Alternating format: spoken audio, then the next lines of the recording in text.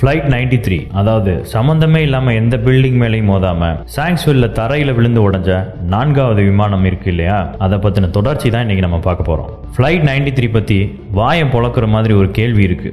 அது என்னன்னா, நீங்க விமானம் விழுந்த வழியா போறீங்க, அங்க ஒருத்தர் இப்போதான் ஒரு விமானம் இங்க விழுந்துச்சுன்னு சொல்றாரு. நீங்க அங்க போய் பாக்குறீங்க, ஒரே ஒரு ஓட்டை, அப்புறம் சின்ன சின்ன துகள்கள், அதை தவிர வேற எதையுமே காணோம். எங்கேயா விமானம்னு கேட்கும்போது எல்லாம் மண்ணுக்குள்ள போயிருச்சுன்னு சொன்னா உங்களுக்கு எப்படி இருக்கும்? என்னையா லூஸ் மாதிரி வளர்றன்னு கேட்க மாட்டோம். அதே தான் இந்த ஃப்ளைட்டுக்கு நடந்துச்சு. இதே தான் சாங்ஸ்வில்ல இருக்க மக்களும் சொன்னாங்க.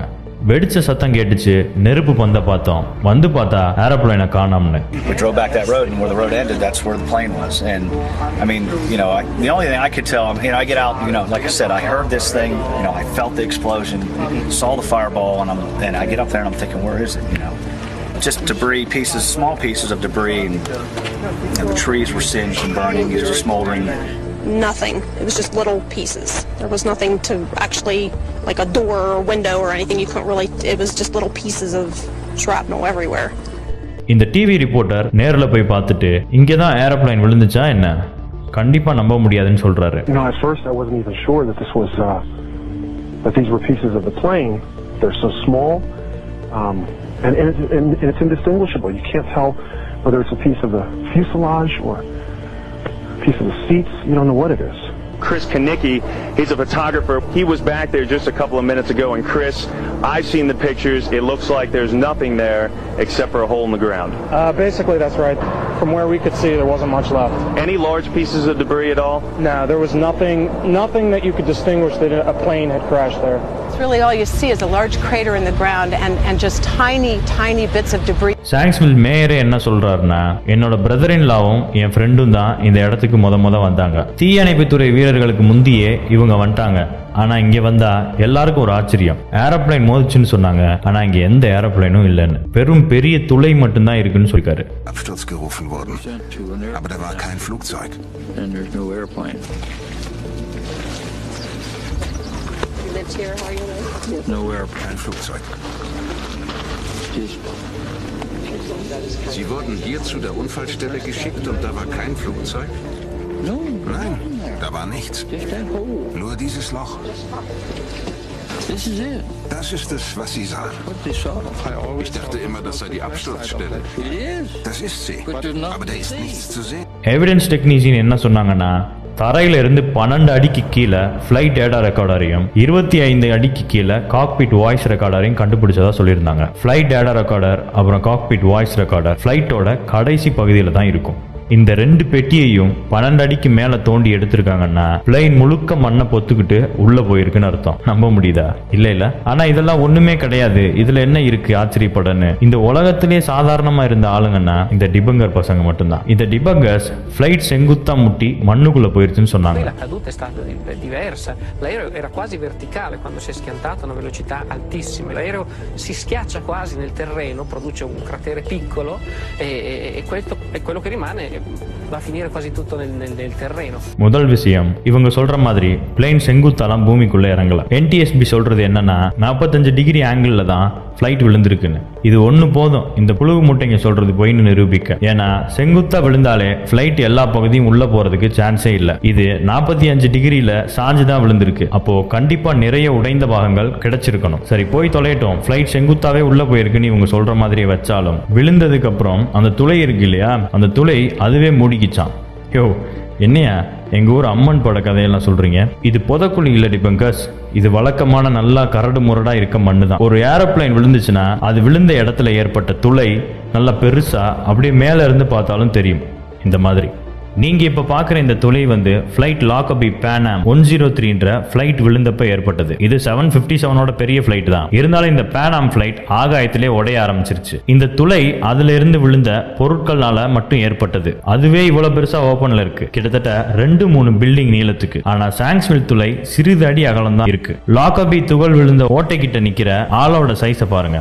அப்படியே சாங்ஸ்வில் குழிக்கு பக்கத்தில் நிக்கிற ஆளோட உருவத்தையும் பாருங்க. உங்களுக்கு அந்த குழி எவ்வளவு சின்னதுன்னு புரியும். லாக்கல்பி கிரியேட் பண்ண துளைக்கு பக்கத்துல நிக்கிற காரோட அளவை பாருங்க. சாங்ஸ்வில் பக்கத்துல நிக்கிற ட்ரக்கோட சைஸை கம்பேர் பண்ணி பாருங்க. லாக்கல்பி விழுந்தப்ப கிடைச்ச பெரிய பொருள் இதுதான். ஃபியூசலாஜ் கிட்டத்தட்ட ஃபிளைட் மூக்கோட பாதி இருக்கு. ஆனா இதுதான் நமக்கு சாங்ஸ்வில்ல கிடைச்ச மிகப்பெரிய ஃபிளைட் ஐட்டம். 2 பேசஞ்சர் உட்கார அளவு இருக்கக்கூடிய பகுதி. இதையும் 5 வருஷம் கழிச்சு வெளியிடுறாங்க. இது லாக்கல்பியோட இன்ஜின் கீழே விழுந்து செதறினது. மேலாப்ல தான் இருந்துச்சு. இது ஃபிளைட் 93 பூமிக்குள்ள தோண்டி எடுக்கப்பட்டது.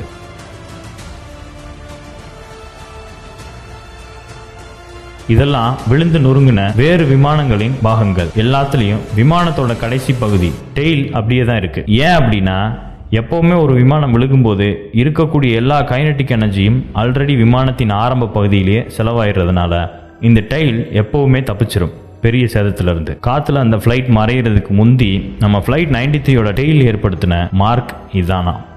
இந்த நடுவில் இருக்க துளை தான் ஃபியூசலாஜ் போட்ட ஓட்டையான்.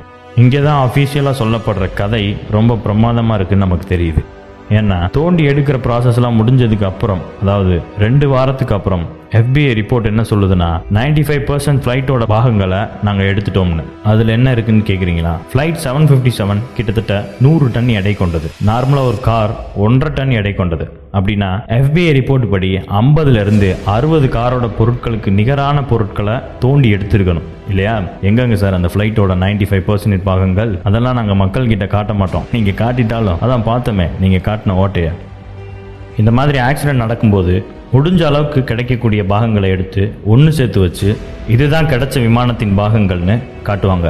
இப்படி 1996 TWA-800 கடல்ல விழுந்த விமானத்தின் சிதைந்த பாகங்கள். இது 1980 இட்டாலியில விழுந்த விமானத்தின் மிச்சம். ஏன் சார் இதே மாதிரி நீங்க அந்த 95% விமானத்தின் சிதைந்த பாகங்களை சேர்த்து வச்சு காமிக்கலாமே, ஏன் காமிக்கல? எங்களுக்கு தெரிஞ்சிருந்தா. இதெல்லாம் என்ன சொல்லுதுன்னா ஃபிளைட் 93 இந்த இடத்துல விழுகலன்னு. இது மட்டும்தான் பிரச்சனையா?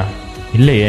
அஃபீஷியல் வெர்ஷனுக்கு எதிராக இருக்கக்கூடிய இன்னும் சில விஷயங்களை பார்க்கலாம் வாங்க. ஒரு ஃபிளைட் கீழே விழுந்து வெடிக்குதுன்னா பெரிய கரும்புகை உருவாகணும். அந்த கரும்புகை அந்த ஃபிளைட்ல இருக்க எரிபொருளின் சக்தி குறையிற வர இந்த நெருப்பு இருக்க வர இருந்துகிட்டே தான் இருக்கும். அந்த மாதிரி பார்க்கறதுக்கு பதிலாக சாங்ஸ்வில்ல இருந்த மக்கள் பார்த்தது என்னன்னா இந்த மாதிரி தொடர் புகை இல்லாம ஒரு மஷ்ரூம் கிளவுட் மட்டும்தான். அந்த கிளவுடுக்கு கீழே எதிர்பார்க்கிற அளவு அடர்த்தியான கரும்புகையோ நெருப்போ இல்லை. மஷ்ரூம் ஷேப் ஒரு பாம் வெடிச்சா வரக்கூடிய நிகழ்வு. அதே மாதிரி அந்த இடத்துக்கு போயிருந்த லோக்கல் ரிப்போர்ட்டர் எரிந்த விமானத்தின் எரிபொருள் வாசம் இங்க கொஞ்சம் கூட இல்லைன்னு சொல்லியிருந்தார். Of the scorched earth.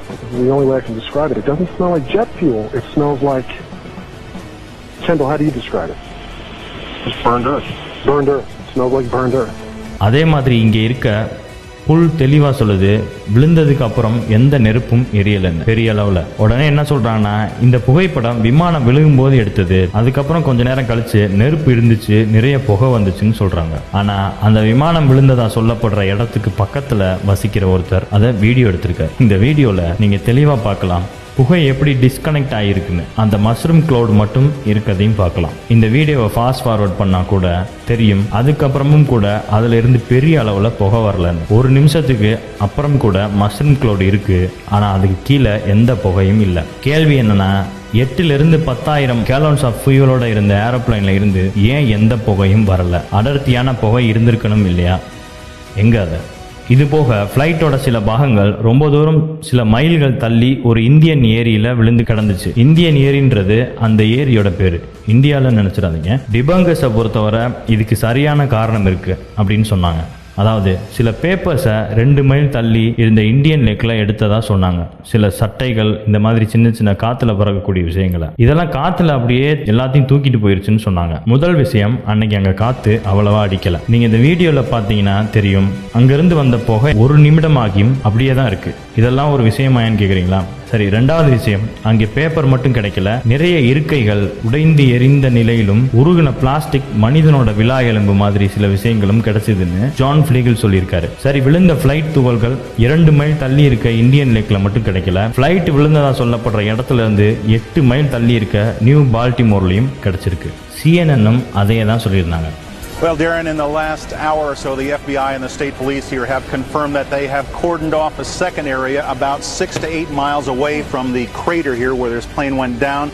This is apparently another debris site. which raises a number of questions. Why would debris from the plane, and they identified it specifically as being from this plane, why would debris be located 6 miles away? Could it have blown that far away? Seems highly unlikely. And as to whether it broke up on the way, we don't know that. FBI is being very tight-lipped about that. But again, it leads to that possibility. It certainly leads to a number of questions. ஃப்ளீகல் இன்னொரு ஆச்சரியமான விஷயம் என்ன சொல்கிறாருன்னா, இவங்க ஆஃபீஸில் உட்காந்துருக்கும்போது அவங்க ஆஃபீஸில் light அமர்ந்து எரிஞ்சிருக்கு. திடீர்னு பார்த்தா மேலே ஃப்ளைட் சவுண்ட் கேட்டிருக்கு. உடனே எல்லாரும் வெளியே ஓடி வந்திருக்காங்க. வெடிச்சு ஒரு புகை போகிறத மட்டும் பார்த்துருக்காங்க. இதை ஒரு ரிட்டையர்டு ஏர்ஃபோர்ஸ் ஆஃபீஸர் கிட்ட சொல்லும்போது அவர் சொல்லியிருக்காரு, லைட் ஃப்ளிக்கரிங் ஆச்சுன்னா ரேடாரை முடக்கியிருக்காங்கன்னு அர்த்தம். ஏன்னா எப்பவும் ஃப்ளைட்லேருந்து தாக்குதல் நடக்கும்போது இந்த மாதிரி எல்லா ஃப்ரீக்குவென்சியும் முடக்கிட்டு தான் சுடுவாங்க. அதுதான் உங்களுக்கு லைட் ஆஃப் ஆகி எரிஞ்சதுன்னு சொல்லியிருந்தார். இவர் மிசைல் போன சவுண்ட் நல்லா கேட்டுச்சுன்னு சொல்லியிருந்தார். சாங்ஸ்வில் மேயர் கூட என்ன சொன்னார்னா, எனக்கு 2 பேரை தெரியும், ஆனால் அவங்க யாருன்னு சொல்ல மாட்டேன். அவங்க 2 பேரும் ஃப்ளைட் விழுந்த இடத்துக்கு பக்கத்தில் தான் குடியிருக்காங்க. அவங்க கூட மிசைல் சவுண்டை கேட்டோம்னு சொன்னதா சொல்லியிருக்காரு. அதாவது ஃப்ளைட் விழுகலை, ஃப்ளைட்லேருந்து வந்து பாம்பு போட்டிருக்காங்கன்னு நமக்கு தெரியுது. அந்த வெடிப்பு ஏற்படுறதுக்கு முன்னாடி ஒரு வெள்ளை நிறம் கொண்ட விமானம் பறந்ததுன்னு மட்டும் அதை பார்த்த சில பேர் சொல்கிறாங்க. நம்ம டிபங்கர் பசங்க என்ன சொன்னாங்கன்னா, அது ஃபைட்டர் ஜெட்லாம் இல்லை, அது ஒரு பிரைவேட் ஃபால்கன் ஜெட். அது விழுந்ததுக்கு அப்புறம் தான் மேலே பறந்துகிட்டு இருந்ததா மக்கள் பார்த்ததா சொன்னாங்கன்னும், அப்புறம் அதை பக்கத்தில் இருக்க ஏர்போர்ட்டில் லேண்ட் ஆக சொல்லிட்டாங்கன்னு சொன்னாங்க. There was in fact a little white jet that was seen in the area after Flight 93 crashed. A number of witnesses saw it. It was a little Dassault Falcon corporate jet that was flying to a nearby airport. And what happened is once air traffic control knew they had lost Flight 93, they asked the nearest aircraft to go over the area and actually radio back exact coordinates for the crash site. ஆனால் witness தெளிவாக சொல்கிறாங்க, வெடிப்பு ஏற்பட்டதுக்கு அப்புறம் அந்த flight வரல, வெடிப்பு ஏற்பட்டதுக்கு முந்தைய அந்த ஃப்ளைட்டை நாங்கள் பார்த்தோம்னு. 11:30 that night, the FBI came, wanted to talk to me. They kept asking me how big the plane was. I said the plane, it was small, wasn't much bigger than my van that I saw, and that it went over top of me. And I said, you want to make sure maybe it was ours and not somebody else's. And then that's when he did seem to get a little nicer. Told me that it was a white Learjet. Someone was taking pictures. I said, before the crash? And he says, well, we got to go. டிபங்கர் சொன்னது, அந்த private Falcon ஜெட்டை அதுக்கப்புறம் தான் air traffic controllers contact பண்ணி அந்த crash சைட்டுக்கு போய் பார்க்குற மாதிரி சொன்னதாகவும், அதுக்கப்புறம் அந்த பிரைவேட் ஃபால்கன் ஜெட் போய் கிராஷ் சைட்டுக்கு போய் பார்த்ததாகவும் சொல்லியிருந்தாங்க. ஆனால் ஃப்ளீகல் இன்னொரு ஆச்சரியமான விஷயம் என்ன சொன்னார் அப்படின்னா, கரெக்டாக கிராஷ் நடந்து 45 செகண்டில், அதாவது ஃப்ளைட் விழுந்த அடுத்த 45 செகண்டில் அவங்க அங்கே போயிட்டதாகவும், அப்போது ஒரு ஃப்ளைட் சூரியனுக்கு நேராக போய் மறைஞ்சதாகவும் சொன்னார். Within 45 seconds or a minute of impact, we were there. We were there before any firemen, any paramedics, or anybody. We were on site. When we got there, there was a plane flying up above, and he was smart. He flew straight for the sun, so you couldn't look at it and see exactly what type of plane or if it was a fighter or what it was. But we caught a glimpse of it, and as he was swinging, he was basically traveling in the same direction as the plane. Flight விழுந்த 45 செகண்டில் அந்த Falcon private jet வர்றதுக்கான எந்த வாய்ப்பும் இல்லை. ஏன்னா அவங்க பறந்துட்டு இருந்த உயரத்துலேருந்து அவங்க கீழே இறங்கி வர்றதுக்கே டைம் அதிகமாகும். இவர் சொல்கிறதுலேருந்து நமக்கு தெளிவாக தெரிகிறது, அங்கே ஃப்ளைட் விழுகலை, ஒரு ஃப்ளைட் அந்த இடத்துல பாம் மட்டும் போட்டு போயிருக்குன்னு. இன்னும் நிறைய விஷயங்கள் இருக்குது இதில் பேசுறதுக்கு, ஆனால் இதுவே போதுமானதுன்னு நினைக்கிறேன். இதோட முடிச்சுட்டு அடுத்த பகுதியில் இதனால் ஏற்பட்ட லாபம் என்னன்னு பார்க்கலாம்.